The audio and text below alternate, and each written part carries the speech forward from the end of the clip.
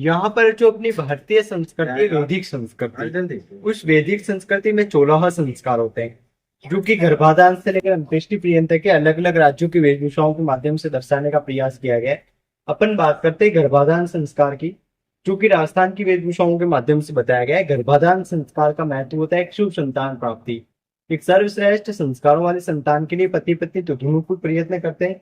वह चाहते हैं कि हमें एक अच्छे संस्कारों वाले संतान प्राप्त हो, और वह संस्कारों वाले संतान को कब प्राप्त कर पाते हैं, जब वो खुद भी संस्कारों वाले होते हैं। इसके लिए उनको खुद को संस्कारों वाला होना चाहिए, क्योंकि जो होने वाले संतान है उसमें 3 प्रकार के संस्कार होते हैं। एक पूर्व जन्म का, एक माता पिता के द्वारा, एक जो परिवेश ग्रहण करता है।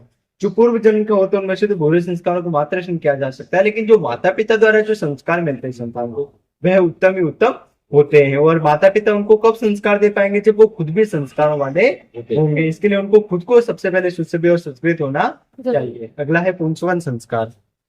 पुंसवन का अर्थ होता है पुंसत्व, यानी कि जो गर्भ में पल रहा है शिशु, उसके शरीर का विकास है। तो यह संस्कार तीसरे से चौथे माह में किया जाता है। इसमें गर्भिणी को कुछ औषधियां होती है जो वेद मंत्र का उच्चारण के साथ सुंघाने का निर्देश दिया है, जिससे उसके गर्भ का और जो गर्भ में पल रहा है शिशु, उसका विकास सही तरह से होने लगता है। ये श्रीमंतो उन्नयन संस्कार है जो कि हिमाचल प्रदेश का लोग दिया गया। श्रीमंतो उन्नयन मस्तिष्क का विकास हेतु किया जाता है। मस्तिष्क के विकास के लिए कुछ पौष्टिक आहार खिलाए जाते हैं, अच्छा भोजन कराया जाता है, ताकि वो जितना अच्छा भोजन ग्रहण करती है उतनी अच्छी मस्तिष्क से तेज और प्रखर बुद्धि वाली संतान होती है। उसका ध्यान उन्नत दिशा में होना चाहिए, अच्छे विचार रखना चाहिए, ताकि जितने अच्छे विचार रखेगी उतने अच्छे संस्कार आएंगे संतान में। आयरन कैल्शियम में सीजल प्लस। ये जातकों में जब उसका जन्म हो जाता है, एक बार आप इधर आ जाइए सभी। जातकों में जब उसका जन्म हो जाता है तो जन्म के बाद पिता एक सोने की शलाका को शहद पर डुबोकर उसकी जीवा पर ओम लिखते हैं, ताकि वो ओम का जीवन पर उच्चारण कर सके, क्योंकि ओम परमात्मा का सर्वश्रेष्ठ और निज नाम होता है। ये नामकरण संस्कार में नाम हमेशा सुंदर, सार्थक, सरल शब्दों में रखे, जिसका कोई अर्थ होना चाहिए। ऐसे नाम रखे जिससे उसे, ताकि उसे समाज जन में, मित्रों में आदर मिले, प्रेरणा मिले, वो खुद भी अपने नाम से उत्प्रेरित हो, मेरे कितना सुंदर नाम है, कितना अच्छा, वो अपने नाम के साथ ही कार्य करे, ऐसे नाम होते हैं। निष्क्रमण संस्कार में प्रथम बार घर से बाहर निकालते प्रकृति से मिलाप के लिए, तो प्रातः के समय उनसे सूर्य दर्शन करवाते हैं, रात्रि के समय चंद्र दर्शन करवाते हैं। अन्नप्राशन में प्रथम बार भोजन कराया जाता है। उसे भोजन के साथ साथ घी, शहद, दही आदि मिश्रण करके पौष्टिक आहार खिलाना चाहिए, जिससे वह तेजस्वी और ओजस्वी बन सके। ये चूड़ाकरण संस्कार है जो कि जम्मू कश्मीर का लोग किया गया है। चूड़ाकरण संस्कार जो बालक के जन्म के जो कोमल बाल होते हैं, जो उसके मस्तिष्क की रक्षा कर होते हैं, लेकिन कुछ बाद भारीपन का कार्य करने लग जाते हैं, इसलिए इन बालों को काटना अति आवश्यक होता है। इन बालों को काटने से उसके मस्तिष्क का विकास भी इस तरह से होने लगता है और नए बाल भी तेजी से आने शुरू होते हैं। एक संस्कार है जो गुजरात का लोग किया गया है। कुछ लोग कान सितवाने का अर्थ केवल आभूषण पहनने से लेते हैं, कि कान तो केवल आभूषण पहनने के लिए सितवाया जाता है, लेकिन चल क्रिया के आचार्य सुश्रुत जी ने बताया कि कान में विशेष नाड़ी होती है। अगर उसी जगह जो व्यक्ति होते हैं उनके द्वारा अगर सही तरीके से छेद किया जाए तो हर्निया नामक रोग आजीवन भर नहीं होता है, और ऐसी कई प्रकार की और भी बीमारियां नहीं होती, ऐसा बताया उन्होंने। उपनयन। उपनयन का अर्थ होता है समीप ले जाने, यानी किसको किसके समीप ले जाते हैं, शिष्य को गुरु के। कौन ले जाता है? माता पिता।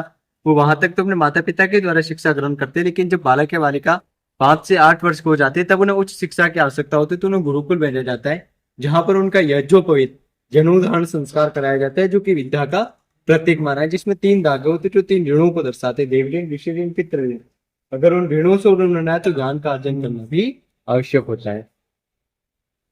ये वेदारंभ संस्कार है। वेदारंभ संस्कार जब शिष्य गुरुकुल में आ जाता है तो उसकी शिक्षा का आरंभ हो जाता है, तो गुरु उसे वेदों का ज्ञान कराते हैं, शारीरिक, मानसिक, आत्मिक और आध्यात्मिक दृष्टि से भी परिपूर्ण करते हैं। ये क्षमावर्तन संस्कार है। क्षमावर्तन में जब शिक्षा पूर्ण हो जाती है, गृहस्थ की ओर प्रस्थान करते हैं, तब गुरु से आशीर्वाद लेते हैं। तो गुरु इन सभी को समान मात्रा में, तो इनके गुण, कर्म, स्वभाव और रुचि अनुसार समान 4 वर्ण बताते हैं। ब्राह्मण, क्षत्रिय, वैश्य और शूद्र। ये ना कोई जातिगत बताए, जाति तो कभी लिखी बताइए मनुष्य जाति, लेकिन वर्ण 4 बताए। इनके कर्म के आधार पर, योग्यता के अनुसार कि किसने किस क्षेत्र में शिक्षा प्राप्त, क्षेत्र में ये परिपूर्ण हुए। अगला है विवाह संस्कार। जब उनकी शिक्षा पूर्ण हो जाएगी, गृहस्थ आश्रम में प्रवेश करेंगे तो विवाह के माध्यम से। तो ये विवाह संस्कार है जो कि बच्चे योगदान के माध्यम से बताया गया है। इस विवाह का उद्देश्य होता है गृहस्थ जीवन में रहते हुए धर्म का पालन करना चाहिए। पत्नी का पति के प्रति क्या धर्म होता है, पति का पत्नी के प्रति क्या धर्म, धर्मों की पालना करते हुए गृहस्थ जीवन में रहना चाहे और एक संतान का निर्माण करना, उससे सही में मनुष्य बनाना।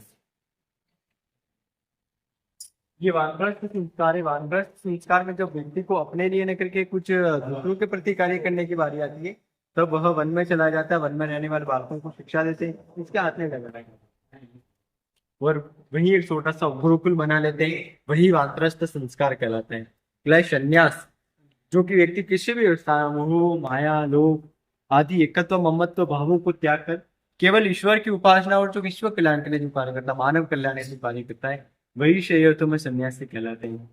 सन्यासी का उदाहरण होता है, न तो किसी का खास बन के रहते हैं, न किसी को अपना बना कर रखते हैं, सभी को समान आता है, मतलब पूरे विश्व कल्याण का कार्य करते हैं, वही सही अर्थों में सन्यासी कहलाते हैं। न कोई गेरू रंग के कपड़े पहनने से भी सन्यासी नहीं बन जाता।